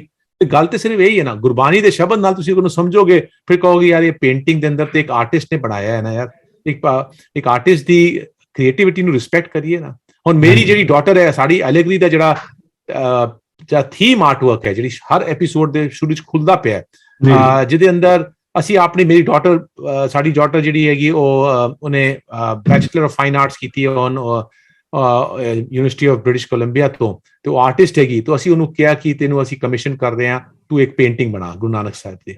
ਤੇ ਜਦੋਂ ਅਸੀਂ ਉਹਨੂੰ ਚੀਜ਼ਾਂ ਦਿਖਾਣੀ ਸ਼ੁਰੂ ਕੀਤੀ ਤੇ ਉਹਨੂੰ ਕੁਝ ਵੀ ਚੀਜ਼ ਜਿਹੜੀ ਪਾਸਟ ਪੇਂਟਿੰਗ ਵਿੱਚ ਉਹਨੂੰ ਕੁਝ ਵੀ ਚੰਗਾ ਨਹੀਂ ਲੱਗਿਆ। ਜਿਵੇਂ ਅਕਸਰ ਅਸੀਂ ਦਿਖਾਣੇ ਆ ਗੁਰੂ ਨਾਨਕ ਸਾਹਿਬ ਦੀ ਉਦਾਸੀਆਂ, ਇੱਕ ਪੈਰ ਦਿਖਾ ਰਹੇ ਹਾਂ, ਪਹਾੜਾਂ ਦੇ ਉੱਪਰੋਂ ਜਾ ਰਿਹਾ ਹੈ, ਕੁਝ ਹੋਰ ਚੀਜ਼ ਦਿਖਾ ਰਹੇ ਹਾਂ। ਉਹ ਕਹਿੰਦੀ ਹੈ, dad I don't like any of these. ਤੇ ਅਸੀਂ ਕਿਹਾ ਕਿ ਤੂੰ ਕੀ ਕਰਨਾ ਚਾਹਨੀ ਹੈ? ਤੇ ਫਲੈਕਸੀਬਿਲਿਟੀ ਦੱਸ, we don't want to impose anything. ਉਹਨੇ ਬੈਠ ਕੇ 24 ਐਪੀਸੋਡ ਦੇਖੇ। ਹੁਣ 24 ਐਪੀਸੋਡ ਉਹਨੇ ਇੱਕ ਸ਼ਖਸ ਨੂੰ ਕੱਢਿਆ, ਹਰ ਇੱਕ ਐਪੀਸੋਡ ਵਿੱਚੋਂ ਕਲਚਰ, ਇਮਾਰਤ, ਨੇਚਰ ਕੱਢ ਕੇ ਉਸਨੇ ਇੱਕ ਕੋਲਾਜ ਬਣਾਇਆ, ਜੋ ਤੁਸੀਂ ਹਰ ਥੀਮ ਵਿੱਚ ਦੇਖਦੇ ਪਿਓ ਉਸਦਾ ਬਣਾਇਆ ਹੋਇਆ। ਅਸੀਂ ਉਸਨੂੰ ਨਹੀਂ ਕਿਹਾ ਸੀਗਾ, ਉਸਨੇ ਇੱਕ ਐਜ਼ ਐਨ ਆਰਟਿਸਟ ਨੇ ਬਣਾਇਆ, ਲੇਕਿਨ ਉਸਨੇ ਖੂਬੀ ਇਹ ਹੈ ਕਿ ਗੁਰੂ ਨਾਨਕ ਸਾਹਿਬ ਨੂੰ ਨਹੀਂ ਦਰਸਾਇਆ ਉਸ ਦਿਨ ਤੱਕ। ਉਹ ਕਹਿੰਦੀ ਮੈਂ ਗੁਰੂ ਨਾਨਕ ਸਾਹਿਬ ਨੂੰ ਨਹੀਂ ਦਰਸਾਣਾ, ਗੁਰੂ ਨਾਨਕ ਸਾਹਿਬ ਦੇ ਸਫਰ ਨੂੰ ਇੱਕ ਰਿਵਰ ਆਫ ਲਾਈਫ ਦੇ ਥਰੂ ਮੈਂ ਦਿਖਾਣਾ ਹੈ। River of life Nankana Sahib ਇੱਕ ਪਾਸੇ ਹੈ, ਕਰਤਾਰਪੁਰ ਇੱਕ ਪਾਸੇ ਹੈ, ਅੱਗੇ ਸਾਰੇ ਸ਼ਖਸ ਖੜੇ ਨੇ, ਜਿਹਦੇ ਅੰਦਰ ਕਬੀਰ ਨੇ, ਜਿਹਦੇ ਅੰਦਰ ਬਾਬਾ ਫਰੀਦ ਨੇ, ਜਿਹਦੇ ਅੰਦਰ ਨਾਥ ਜੋਗੀ ਨੇ, ਜਿਹਦੇ ਅੰਦਰ ਹਰ ਮਤ ਦੇ ਬੰਦੇ ਨੇ, ਬੌਲ ਜਿਹੜੇ ਬੰਗਾਲ ਦੇ ਬੌਲ ਸਿੰਗਰ ਭਗਤ ਜੈਦੂਬ ਨੂੰ ਮੰਨਣ ਵਾਲੇ ਨੇ, ਉਹ ਇੱਕ ਸੱਜੇ ਪਾਸੇ ਨੇ, ਤੇ ਪਿੱਛੇ ਜਿਹੜੇ ਤੁਹਾਡੀ ਅਲੱਗ-ਅਲੱਗ ਸਾਈਟਸ ਜਿਹੜੀਆਂ ਨੇ, ਜਿਹੜੀ ਮਲਟੀ ਫੇਥ ਸਾਈਟ ਜਿੱਥੇ ਉਹ ਗਏ ਨੇ, ਫਿਰ ਨੇਚਰ ਐਲੀਮੈਂਟਸ, ਤੇ ਇਹ ਉਹਦੇ ਬਣਾਉਣ ਦਾ ਤਰੀਕਾ ਹੈ ਨਾ। ਤੇ ਉਸ ਦੇ ਅੰਦਰ ਅਸੀਂ ਇਫਸ ਐਂਡ ਬਟਸ ਕਰੀਏ ਤੇ ਕੱਢ ਸਕਦੇ ਹੋ ਤੁਸੀਂ, ਲੇਕਿਨ ਬਣਾਇਆ ਤੇ ਉਸੀ ਨੇ ਨਾ, ਉਸਨੂੰ ਸਮਝਣ ਦੀ ਕੋਸ਼ਿਸ਼ ਹੈ ਨਾ। ਬਿਲਕੁਲ, ਗੱਲ ਤੇ ਇਹੀ ਹੈ ਬਸ।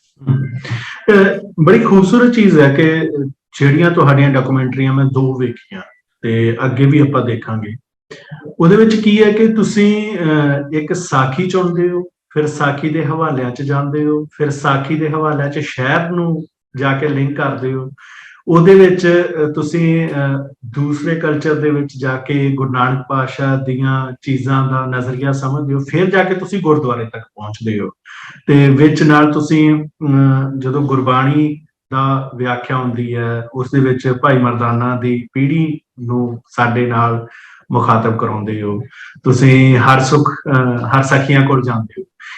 ਇਸ ਦੇ ਬਾਰੇ ਦੱਸੋ ਕਿ ਇਹ ਨਜ਼ਰੀਆ ਕੀ ਸੀ, ਕਿ ਉਹ ਬਹੁਤ ਖੂਬਸੂਰਤ ਸੀ ਜਦੋਂ ਅਸੀਂ ਹਰ ਸਖੀਆਂ ਨੂੰ ਸੁਣਦੇ ਹਾਂ, ਜਦੋਂ ਅਸੀਂ ਭਾਈ ਮਰਦਾਨਾ ਦੇ ਵਾਰਸਾਂ ਨੂੰ ਸੁਣਦੇ ਹਾਂ। ਤੁਸੀਂ 2 ਸਵਾਲ ਪੁੱਛੇ ਨੇ, ਸਵਾਲ ਤਾਂ ਇੱਕੋ ਹੀ ਪੁੱਛਿਆ, ਲੇਕਿਨ ਜਵਾਬ ਮੈਂ 2 ਪੱਖ ਵਿੱਚ ਦੇਵਾਂਗਾ। ਅਗਰ ਮੈਂ ਭੁੱਲ ਵੀ ਗਿਆ ਤੁਸੀਂ ਮੈਂ ਦੂਜੇ ਪੱਖ ਨੂੰ ਫੜ ਲੈਣਾ। ਇੱਕ ਪੱਖ ਹੈਗਾ, ਤੁਸੀਂ ਗੱਲ ਕਰ ਰਹੇ ਹੋ ਐਪੀਸੋਡ 2 ਦੇ ਐਂਡ ਵਿੱਚ ਜਿਹੜੇ ਭਾਈ ਮਰਦਾਨਾ ਦੇ ਔਰ ਸਲੀਮਾ ਦਾ ਸਿੰਗਿੰਗ ਦਾ, ਇਸ ਨੂੰ ਕਿਉਂ ਅਸੀਂ ਲੈ ਕੇ ਆਏ, ਇੱਕ ਪੱਖ ਇਹ ਹੈ ਸਵਾਲ ਦੇ ਜਵਾਬ ਦਾ। ਦੂਜਾ ਹੈਗਾ ਇੱਕ ਸਟਰਕਚਰ ਜਿਹਦੇ ਅੰਦਰ ਤੁਸੀਂ ਕਲਚਰ ਦਿਖਾ ਰਹੇ ਹੋ, ਉਸ ਜਗ੍ਹਾ ਦੇ ਬਾਰੇ ਚ ਗੱਲ ਕਰ ਰਹੇ ਹੋ, ਸ਼ਬਦਾਂ ਨਾਲ ਦਿਖਾ ਰਹੇ ਹੋ, ਉਹ ਮਲਟੀ ਫੇਥ ਸਾਈਟ ਦਿਖਾ ਰਹੇ ਹੋ, ਫਿਰ ਤੁਸੀਂ ਗੁਰਦੁਆਰੇ ਚ ਆ ਰਹੇ ਹੋ, ਹੈ ਨਾ। ਇਹ 2 ਅਲੱਗ-ਅਲੱਗ ਸਵਾਲ ਆਨਸਰਸ ਹੈ। ਤੇ ਪਹਿਲਾ ਆਨਸਰ ਅਸੀਂ ਕਰੀਏ। ਦੇਖੋ ਜੀ, ਗੁਰੂ ਨਾਨਕ ਸਾਹਿਬ ਦੇ ਇਸ 24 ਐਪੀਸੋਡ ਦੇ ਸਫ਼ਰ ਦੇ ਅੰਦਰ 23rd ਐਪੀਸੋਡ ਦੇ ਅੰਦਰ ਜਾ ਕੇ 23rd ਐਪੀਸੋਡ ਅੰਦਰ ਜਾ ਕੇ ਗੁਰੂ ਨਾਨਕ ਸਾਹਿਬ ਦੇ ਨਾਲ ਉਹਨਾਂ ਦੇ ਜੀਵਨ ਦੇ ਜਿਹੜੇ ਸਾਥੀ ਸਨ ਭਾਈ ਮਰਦਾਨਾ ਵਿਦਾ ਲੈਣਗੇ, ਰਾਈਟ। ਤੇ ਪਹਿਲੇ ਐਪੀਸੋਡ ਤੋਂ ਅਸੀਂ ਝਲਕ ਲਿਆਏ ਆ as a youth Guru Nanak Sahib ਔਰ ਭਾਈ ਮਰਦਾਨਾ ਦਾ ਮੇਲ ਹੋ ਰਿਹਾ ਹੈ, ਰਾਈਟ। ਹੁਣ ਉਹਨਾਂ ਦੇ ਵਿਚਾਰ ਆ ਰਹੇ ਨੇ, ਲੇਕਿਨ ਹਜੇ ਚਲੇ ਨਹੀਂ ਨੇ। ਉਹ ਸੈਕੰਡ ਐਪੀਸੋਡ ਦੇ ਅੰਦਰ ਭਾਈ ਮਰਦਾਨਾ ਸੁਲਤਾਨਪੁਰ ਆਉਂਦੇ ਨੇ ਉਹਨਾਂ ਨੂੰ ਮਿਲਣ ਵਾਸਤੇ, ਉਹਨਾਂ ਨਾਲ ਰਹਿੰਦੇ ਨੇ। ਫਿਰ 3rd ਐਪੀਸੋਡ ਤੇ ਚੱਲਣਾ ਸ਼ੁਰੂ ਹੁੰਦੇ ਨੇ ਦੋਵੇਂ। ਉਹ 3rd ਤੋਂ ਲੈ ਕੇ 23 ਐਪੀਸੋਡ ਤੱਕ ਦੋਵੇਂ ਚੱਲਣਗੇ ਇਕੱਠੇ। ਤੇ ਤੁਸੀਂ ਇਤਨੇ ਵੱਡੇ ਸਫ਼ਰ ਦੇ ਅੰਦਰ ਤੁਸੀਂ ਗੁਰੂ ਨਾਨਕ ਦੀ ਜ਼ਿੰਦਗੀ ਨੂੰ ਤੁਸੀਂ ਬਿਆਨ ਕਰ ਰਹੇ ਹੋ, ਉਹ ਸਮਝਣ ਦੀ ਕੋਸ਼ਿਸ਼ ਕਰ ਰਹੇ ਹੋ, ਤੇ ਫਿਰ ਤੁਸੀਂ ਭਾਈ ਮਰਦਾਨਾ ਨੂੰ ਐਜ਼ ਅ ਹਿਊਮਨ ਕੈਰੈਕਟਰ ਹੀ ਰੱਖੋਗੇ ਜੀ। ਸਾਡਾ ਫਰਜ਼ ਨਹੀਂ ਹੈ ਕਿ ਉਹਨਾਂ ਨੂੰ ਵੀ ਸਮਝੀਏ, ਬਿਲਕੁਲ, ਹੈ ਨਾ।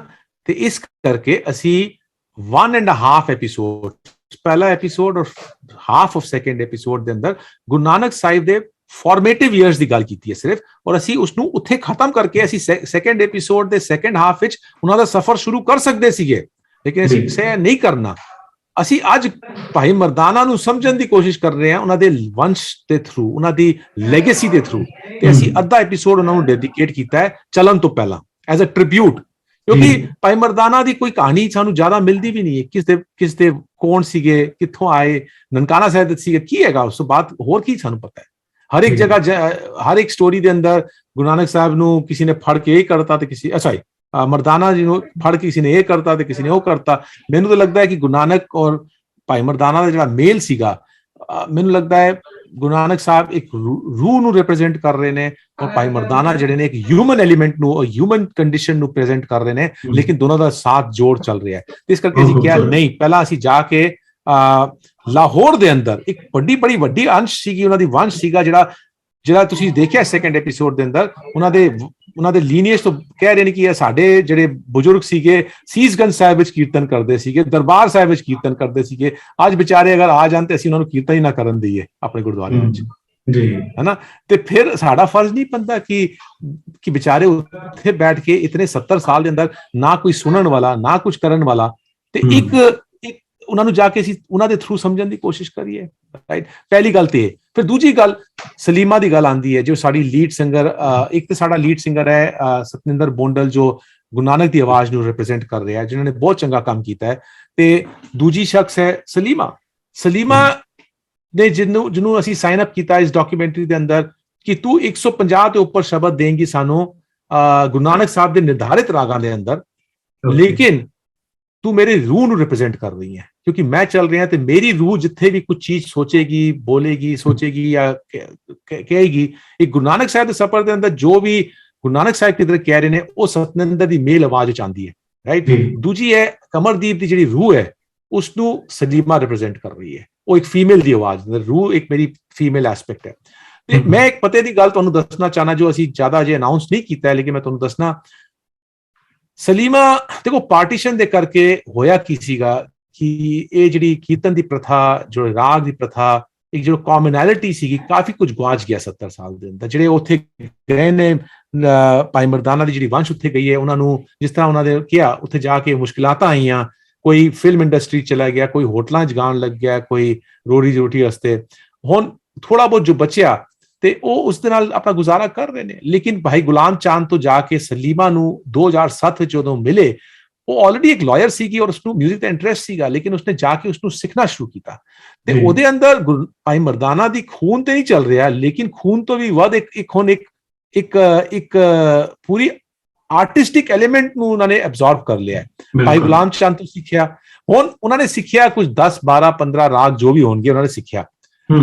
ਅਸੀਂ ਜਦੋਂ ਡਾਕੂਮੈਂਟਰੀ ਦਾ ਪ੍ਰਪੋਜ਼ਲ ਉਹਨਾਂ ਦੇ ਅੱਗੇ ਰੱਖਿਆ, ਅਸੀਂ ਬਹੁਤ, ਮੈਂ ਦੁੱਖ ਵੀ ਹੁੰਦਾ ਹੈ ਪ੍ਰੀਤ ਸਾਹਿਬ ਕਿ ਜਦੋਂ ਅਸੀਂ ਗੁਰਬਾਣੀ ਦੇ ਆਪਣੀ ਡਾਕੂਮੈਂਟਰੀ ਸੇ ਅਸੀਂ ਆਪਣੀ ਆਰਟਿਸਟ ਨੂੰ ਲੱਭਣਾ ਸ਼ੁਰੂ ਕੀਤਾ, ਸਾਡਾ ਇੱਕ ਵਿਜ਼ਨ ਸੀਗਾ।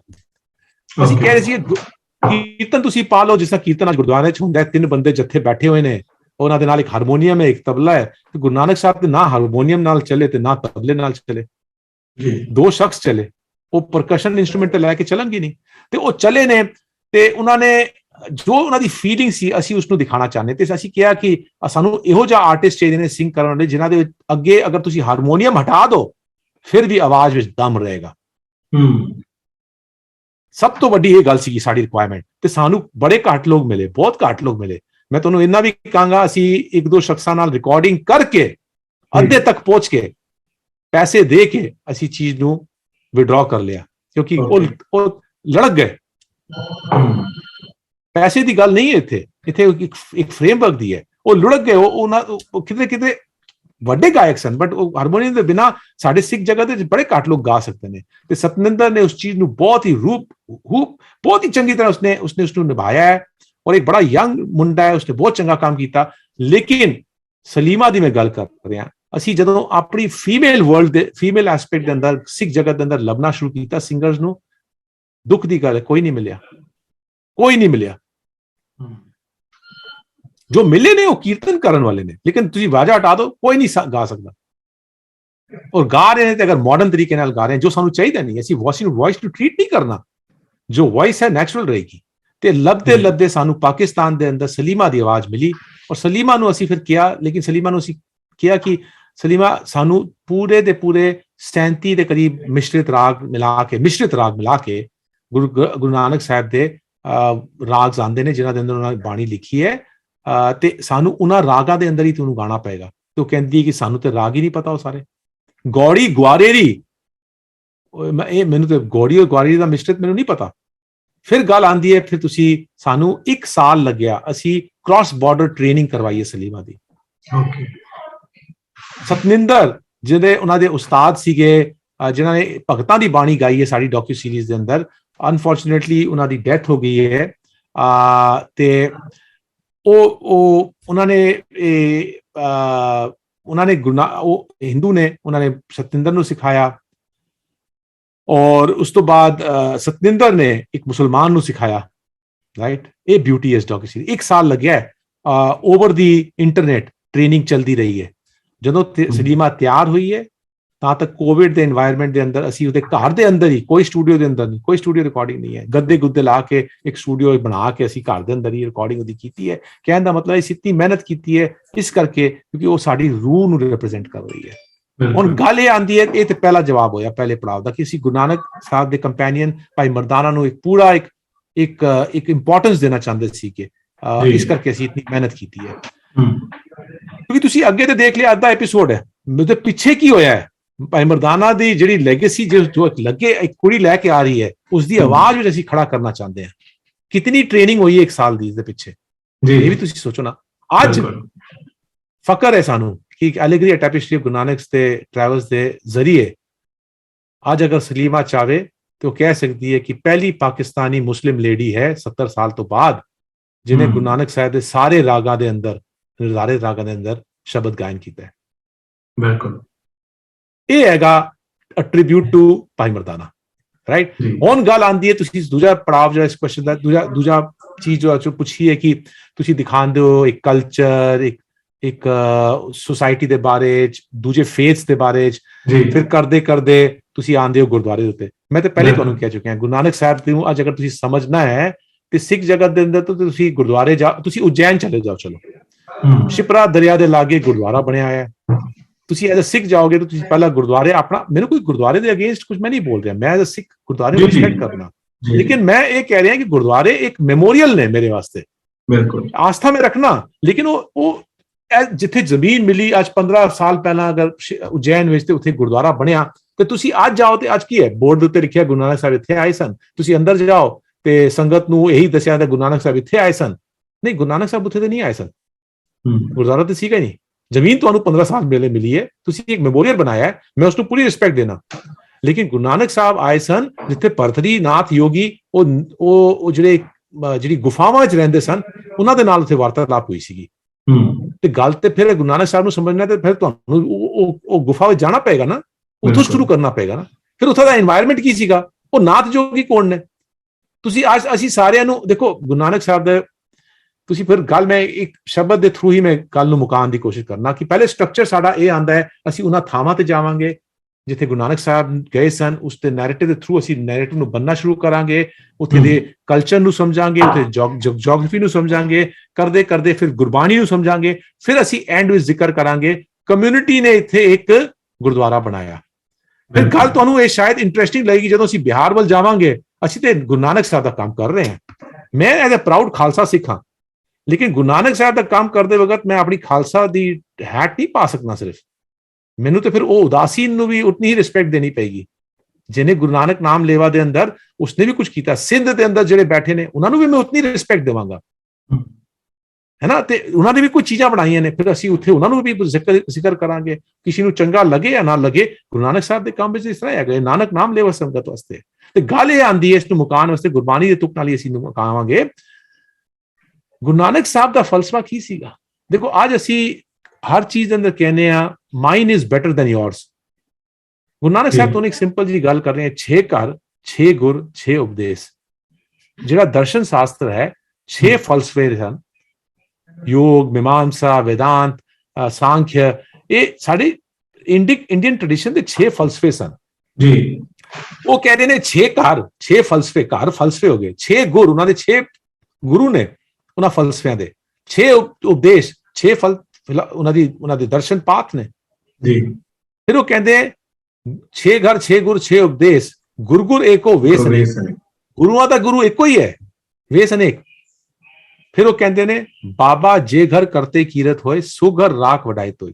ਲੇਕਿਨ ਉਹ ਕਿਸੇ ਨੂੰ ਇਹ ਨੈਗੇਟ ਨਹੀਂ ਕਰ ਰਹੇ, ਉਹ ਕਹਿ ਰਹੇ ਨੇ ਮੈਂ ਐਕਸੈਪਟ ਕਰ ਰਿਹਾ, 6 ਨੇ, ਮੈਂ ਉਸ এনवायरमेंट ਦੇ ਅੰਦਰ ਮੈਂ ਵਿਸਰ ਰਿਹਾ, ਰਾਈਟ, ਮੈਂ ਉਸ ਨੂੰ ਐਕਸੈਪਟ ਕਰਦਾ। ਲੇਕਿਨ I must say so that amongst all the falsafa, ਜਿਸ ਦੇ ਘਰ ਦੇ ਅੰਦਰ ਵੀ ਅਗਰ ਸਿਫਤ ਹੁੰਦੀ ਹੈ ਰੱਬ ਦੀ ਵਨਨੈਸ ਦੀ, ਮੈਂ ਉਸ ਨੂੰ ਸਲਾਮ ਕਰਨਾ ਜੀ।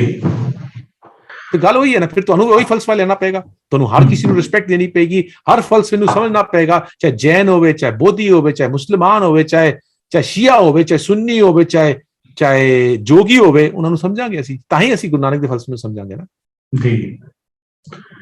ਤੇ ਇਹ ਬੜਾ ਖੂਬਸੂਰਤ ਸੰਵਾਦ ਹੈ। ਅਜੇ 2 ਡਾਕੂਮੈਂਟਰੀਜ਼ ਸਾਡੇ ਦਰਸ਼ਕਾਂ ਨੇ ਦੇਖੀਆਂ ਹੋਣੀਆਂ, ਜਿਨ੍ਹਾਂ ਨੇ ਨਹੀਂ ਦੇਖੀਆਂ ਉਹ ਦੀ gurnanak.com ਤੇ ਜਾ ਕੇ ਇਹਨਾਂ ਨੂੰ ਵੇਖ ਸਕਦੇ ਨੇ। ਤੇ ਅੱਗੇ ਹਜੇ ਪੂਰੀ ਦੀ ਪੂਰੀਆਂ 24 ਕਿਸ਼ਤਾਂ ਹੋਣੀਆਂ ਨੇ।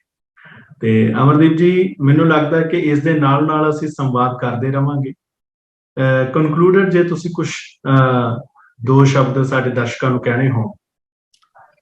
ਮੈਂ ਤੇ ਇਹੀ ਕਹਾਂਗਾ ਕਿ ਦੇਖੋ ਜੀ, ਇਹ ਪ੍ਰੋਜੈਕਟ ਕੋਈ ਆਸਾਨ ਨਹੀਂ ਸੀਗਾ। ਅਜੇ ਤੇ ਅਸੀਂ ਕੋਈ ਗੱਲ ਹੀ ਨਹੀਂ ਕੀਤੀ ਕਿ ਭਾਈ ਔਰ ਉਹਨਾਂ ਦੇ ਜਾਣ ਦੇ ਕੋਈ ਫਾਇਦਾ ਵੀ ਨਹੀਂ ਹੈ, ਕਿਉਂਕਿ ਅਸੀਂ ਤੇ ਆਪਣੀ ਜ਼ਿੰਦਗੀ ਨੂੰ ਬਾਜੀ ਲਗਾ ਕੇ ਅਸੀਂ ਚੱਲ ਪਏ ਹਾਂ, ਰਾਈਟ। ਤੇ ਅਸੀਂ 3 ਸਾਲ ਦੇ ਅੰਦਰ ਇਹ ਚੀਜ਼ ਕਮਿਊਨਿਟੀ ਦੇ ਅੱਗੇ ਰੱਖ ਰਹੇ ਹਾਂ। ਇਹ ਕੋਈ ਕਮਰਸ਼ੀਅਲ ਕੰਮ ਨਹੀਂ ਹੈ, ਜਜ਼ਬਾਤੀ ਕੰਮ ਹੈਗਾ। ਨਾ ਹੀ ਅਸੀਂ ਦੇ ਅੰਦਰ ਕੋਈ ਕਿਸੇ ਕੋਲੋਂ ਚਾਰਜ ਕਰ ਰਹੇ ਹਾਂ। ਦੇਖੋ ਕਿਸੇ ਲੋਕਾਂ ਨੇ ਕਿਹਾ ਤੁਸੀਂ ਐਮਾਜ਼ਨ ਤੇ ਪਾ ਦਿਓ, ਨੈਟਫਲਿਕਸ ਤੇ ਪਾ ਦਿਓ, ਇੱਥੇ ਕਰ ਲਓ, ਉੱਥੇ ਕਰੋ, ਫਿਰ ਦੇਖਣ ਵਾਲੇ ਵੀ ਉਤਨੇ ਲਿਮਿਟਡ ਰਹਿ ਜਾਣਗੇ ਨਾ। ਤੇ ਸਾਨੂੰ ਇਹ ਹੈ ਕਿ ਅਸੀਂ ਲੰਗਰ ਖੋਲ ਦਿੱਤਾ, ਜਿਸਨੇ ਦੇਖਣਾ ਹੈ ਦੇਖੇ, ਜਿਸ ਤਰ੍ਹਾਂ ਦੇਖਣਾ ਹੈ ਠੀਕ ਹੈ। ਥੋੜੀ ਇਨਕਨਵੀਨੀਅੰਸ ਹੋਏਗੀ ਅਜੇ, ਕਿਉਂਕਿ ਵੱਡੀ ਟੀਵੀ ਤੇ ਚਲਾਉਣ ਵਾਸਤੇ ਤੁਹਾਨੂੰ ਮਿਰਰਿੰਗ ਕਰਨੀ ਪਏਗੀ, ਬਟ ਟੈਕਨੋਲੋਜੀ ਹਰ ਚੀਜ਼ ਦੇ ਅੰਦਰ ਥੋੜੀ ਲਿਮਿਟੇਸ਼ਨ ਹੁੰਦੀ ਹੈ, ਬਟ ਅਸੀਂ ਪ੍ਰਿੰਸੀਪਲ ਰੱਖਿਆ ਕੋਈ ਵੀ ਦੇਖਣਾ ਚਾਹੇ ਦੇਖ ਸਕਦਾ ਹੈ, ਰਾਈਟ।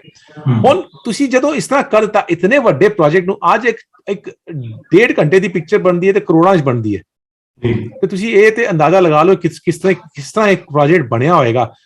ਤੁਸੀਂ ਈਰਾਨ, ਇਰਾਕ, ਅਫਗਾਨਿਸਤਾਨ ਜਾਣ ਦੇ ਪ੍ਰੋਬਲਮ ਨੂੰ ਹੀ ਪਾਕਿਸਤਾਨ ਵਿੱਚ ਫਿਰ ਕੈਮਰੇ ਉਠਾ ਕੇ ਜਾਣ ਦੀ ਪ੍ਰੋਬਲਮ ਨੂੰ ਹੀ ਸੋਲਵ ਕਰਦੇ ਕਰਦੇ ਤੁਸੀਂ ਨਾਲ ਫੰਡਿੰਗ ਵੀ ਰੇਜ਼ ਕਰਨੀ ਹੈ।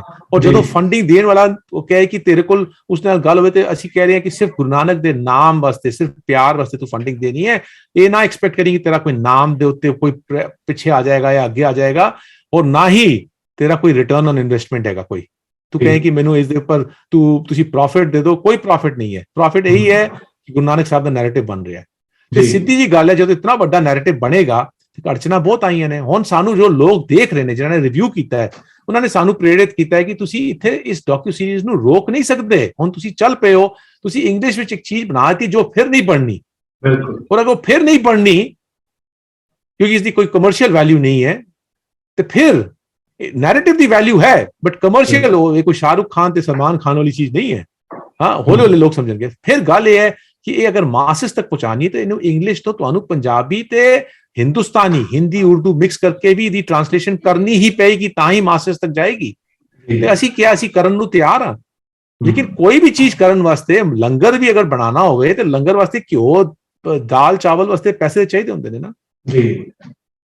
ਹੁਣ ਜਦੋਂ ਕਿਸੇ ਦੇ ਕੋਈ ਰੈਵਨਿਊ ਨਹੀਂ ਹੈ, ਤੁਸੀਂ ਇਹਨੂੰ ਪੂਰਾ ਖੋਲ ਕੇ ਰੱਖ ਦਿੱਤਾ ਹੈ, ਤੇ ਅਸੀਂ ਸਿਰਫ ਇਹਨੂੰ ਖੋਲ ਕੇ ਉੱਥੇ ਰੱਖਿਆ ਹੈ ਕਿ thegurunanak.com ਦੇ ਉੱਤੇ।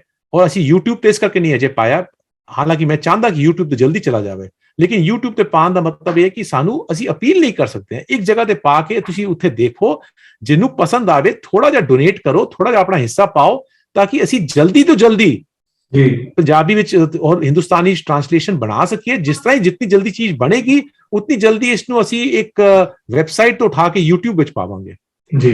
ਤੇ ਹੁਣ ਜੋ ਚੀਜ਼ ਬਣ ਗਈ ਹੈ, ਵੈਲਿਊ ਅਗਰ ਤੁਹਾਡੇ ਅੱਗੇ ਹੈ, ਤੇ ਤੁਹਾਨੂੰ ਤੁਸੀਂ ਖਾਈ ਜਾਓ ਤੇ ਤੁਸੀਂ ਸਪੋਰਟ ਨਾ ਕਰੋ, ਫਿਰ ਤੇ ਕੰਮ ਕਿਸ ਤਰ੍ਹਾਂ ਚਲੇਗਾ ਅੱਗੇ? ਬਿਲਕੁਲ, ਇਹ ਤਾਂ ਗਿਆਨ ਦਾ ਦਸਵੰਧ ਹੈ, ਕੱਢਣਾ ਹੀ ਪਏਗਾ।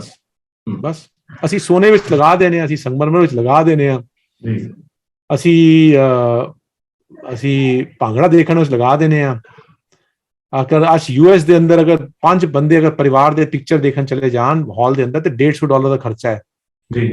ਤੇ ਮੈਂ ਤੇ ਸਿਰਫ ਕਹਿਣਾ, ਮੈਨੂੰ ਸਿਰਫ 1250 ਬੰਦੇ ਚਾਹੀਦੇ ਨੇ ਦੁਨੀਆ ਦੇ ਅੰਦਰ, ਜੋ $100 ਪਾ ਦੇਣ, ਤੇ ਅਸੀਂ ਤੁਹਾਨੂੰ ਇੰਗਲਿਸ਼ ਵਿੱਚ ਪੂਰਾ 24 ਘੰਟੇ ਦਾ ਦਸਤਾਵੇਜ਼ ਲਿਆ ਕੇ ਖੜਾ ਕਰਕੇ ਰੱਖ ਦਾਂਗੇ ਜੀ। ਫਿਰ ਅਸੀਂ ਪੰਜਾਬੀ ਚ ਖੜਾ ਕਰ ਦਾਂਗੇ, ਫਿਰ ਅਸੀਂ ਹਿੰਦੀ ਚ ਵੀ ਕਰ ਦਾਂਗੇ।